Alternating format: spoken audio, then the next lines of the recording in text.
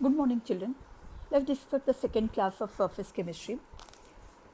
In previous class, we discussed what is adsorption, what is sorption, what is the condition for the adsorption, some examples of adsorption, etc.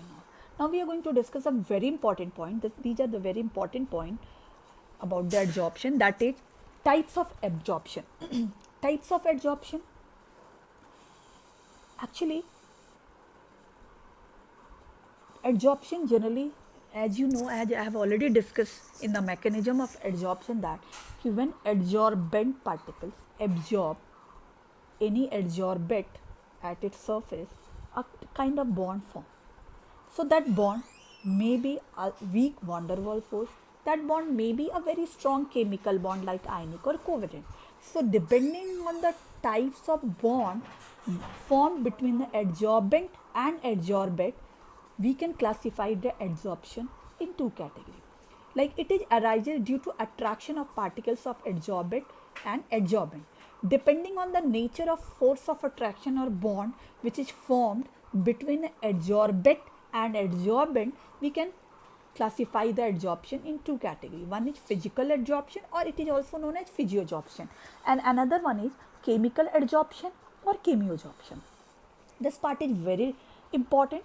Let's discuss one by one the difference. First, physioadsorption, and another side chemioadsorption. Like when the adsorbate particles are bind to the surface of an adsorbent by a weak van der Waals force of attraction, then you will see that this is a physical adsorption.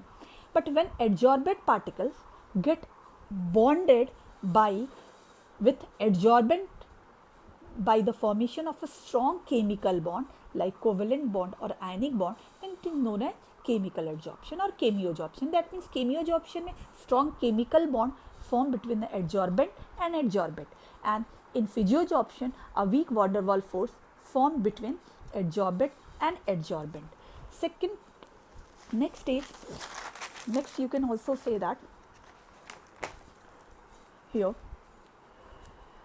Second difference is that physioadsorption is not very specific. That means any adsorbent can adsorb any adsorbent particle. Any adsorbent can absorb any adsorbate particle, because for the formation of weak van der Waals force, nothing is required. But chemioadsorption, chemical bond is only formed when the condition will be present for the formation of chemical bond, and that's why it is highly specific in nature. Third point, nature of gas of adsorbent. When gaseous molecule have a more polarity, then adsorption will be more. When the gaseous molecule have a less polarity, then extent of adsorption will be less. And same thing is applicable for the chemioadsorption. More polarity, more adsorption, less polarity in where?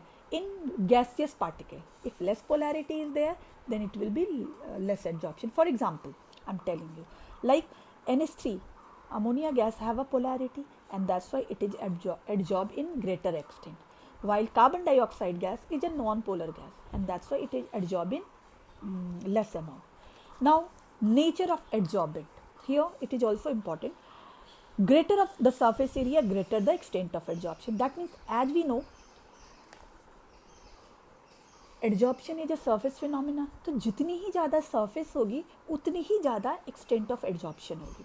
So whether it is a physisorption और whether it is a chemisorption, if more surface area will be available on adsorbent, more particle will get adsorbed. So more surface area, more adsorption will be occur.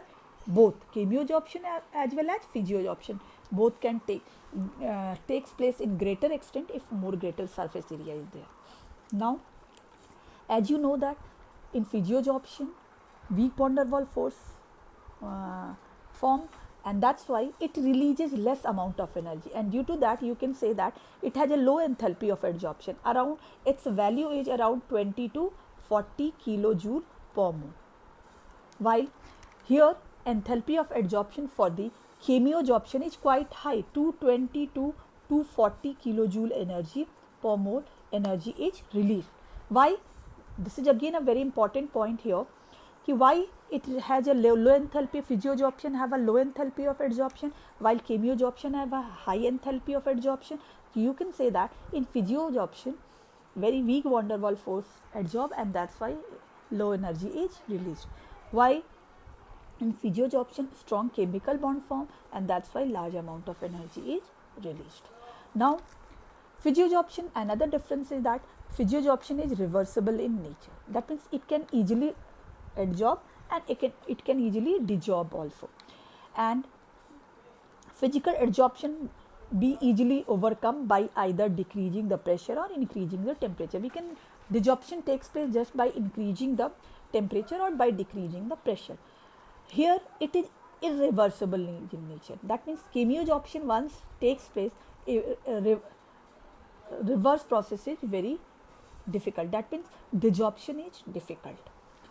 Again, it is a multimolecular in nature. Multimolecular, that means one layer of adsorbent bet is adsorbed, then another layer of adsorbent can adsorb at the surface of adsorbate only. So it is multimolecular while it is a single molecular. Why unimolecular? Because it is only formed when the chemical bond formation will be occur.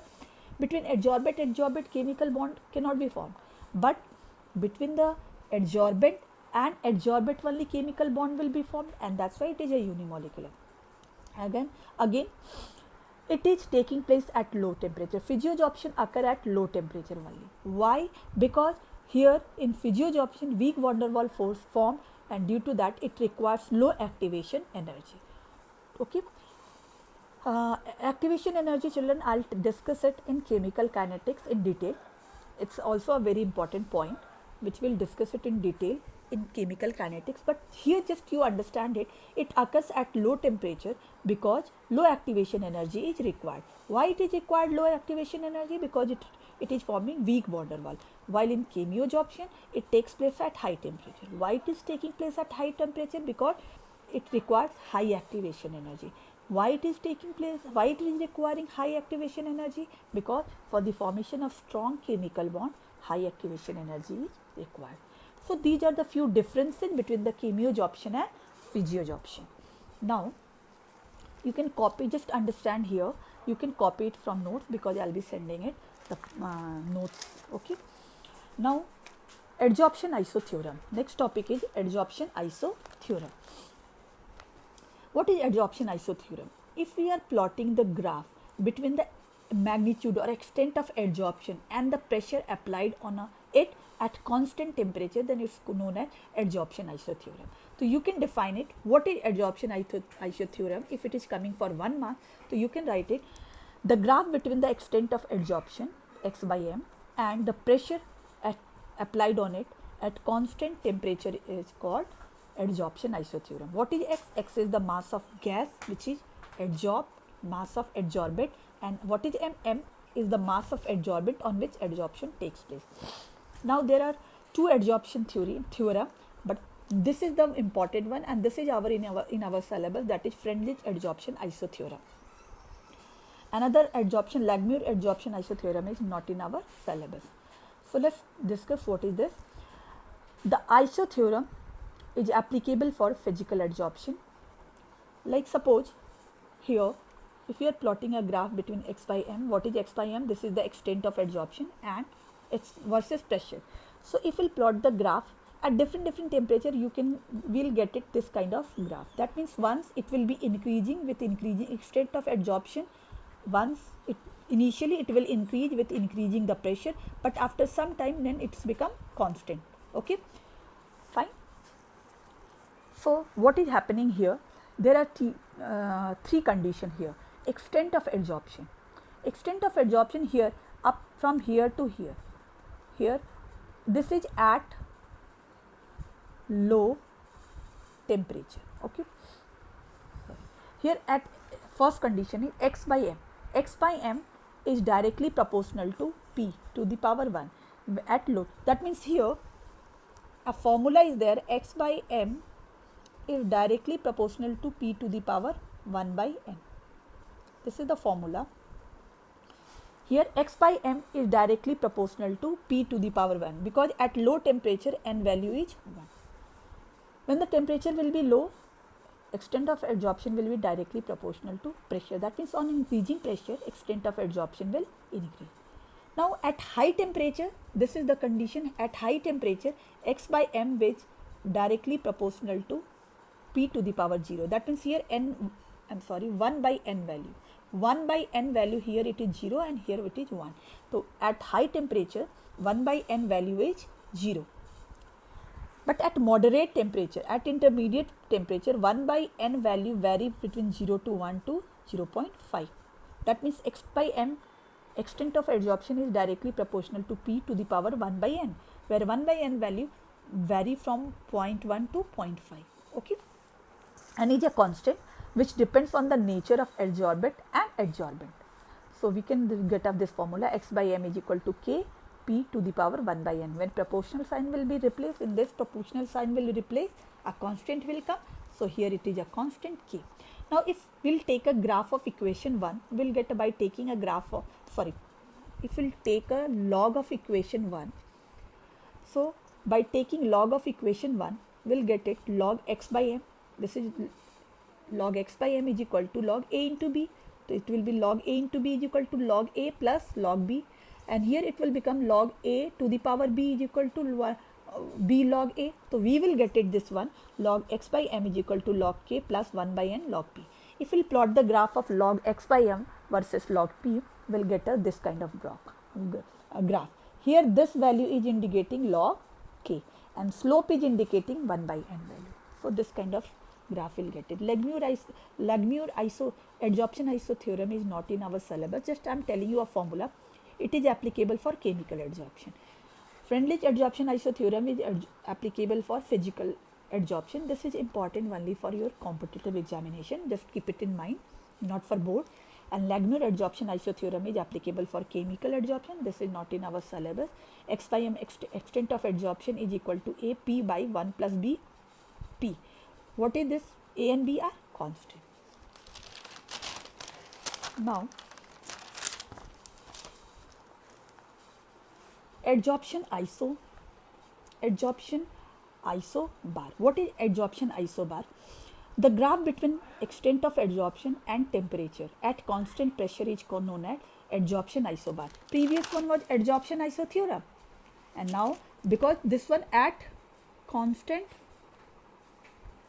temperature, that's known as adsorption iso theorem, and at constant pressure, if we are plotting a graph of x by m versus temperature, then it's at constant pressure is known as adsorption isobar.